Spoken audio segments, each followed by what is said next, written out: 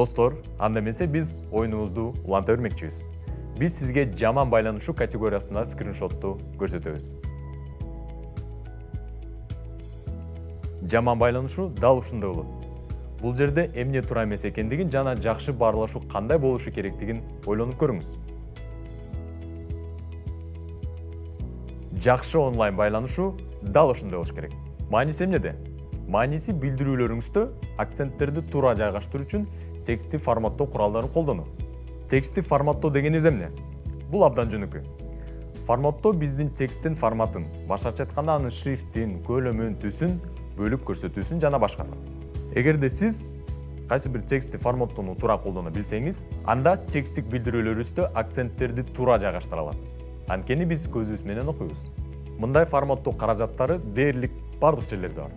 Мисалы ошол эле Телеграмда, WhatsApp'та, электрондук почтада, тайпанын онлайн байланышуу кызматтарында жана башка жерлерде. Болжолду түшүнүү үчүн эки башка скриншоттогу текстти окуңуз. Ошондо көп нерсе түшүнүктүү болот. Айтмакчы, түз байланышууда акценттерди туура жайгаштыруу маселеси биздин эмоциялар жана интонация менен берилет. Бирок тилекке каршы онлайн тексттик баарлашууда адамдын эмне айтарын биле албайбыз.